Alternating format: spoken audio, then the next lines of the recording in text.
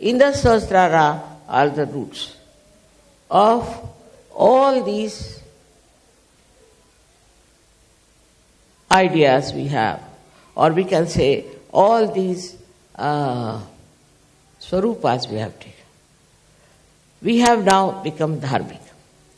What is the root of dharma? Why should we be dharmic? What is the need to be dharmic? There are many people in this world who are extremely adharmic, living very well. According to, outward expression, we feel that they are very happy people, they are all right, they are enjoying themselves, while we are deprived, perhaps, of all the so-called enjoyments of these people. So, at the state of only dharma, things become very important to us, which may not be standing on truth. There are so many things like that, I can point it out to you, that how Sahajogis falter even after achieving dharma state, they falter.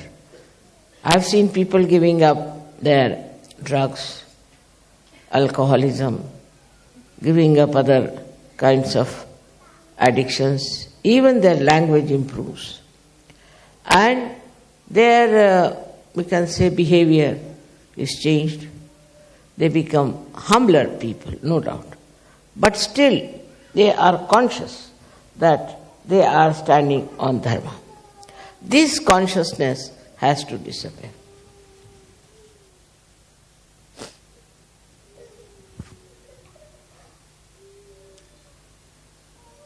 At the stage of Sahasrara, this consciousness disappears because truth is love and love is truth. That is the point where the Kundalini meets the heart chakra. As you know, the Pita of heart is here. So when Kundalini pierces through that heart chakra, what starts flowing in the brain, in the Sahasrara, is the truth, but truth that is love.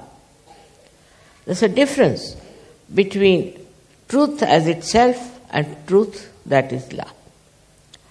So out of love for that prostitute, that Christ stood by her. He stood on the roots of truth, no doubt, but what was flowing through his heart was the love, the pure love. So now when we have pure love for someone, we see the whole thing in a different manner.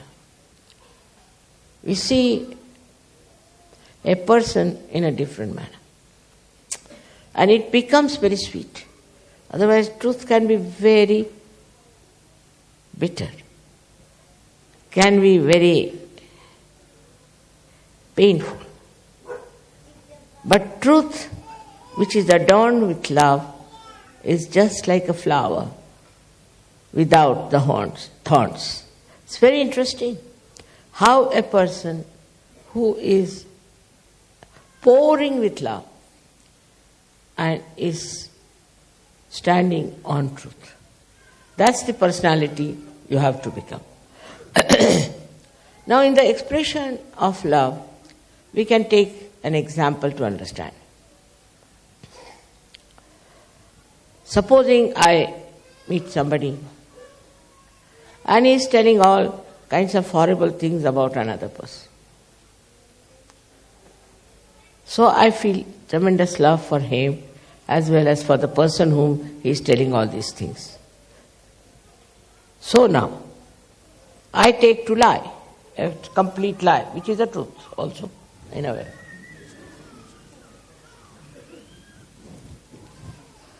I tell that person, see, what are you talking? The person about whom you are saying all this has been just praising you all the time. And here you are talking like this. Now, this is not the truth, actually. But you take the help of the lie, the other side of the truth, to bring out a friendship between the two persons. So this is what is the work of love, that it tries to bring people closer to each other, to say things by which they become one, united.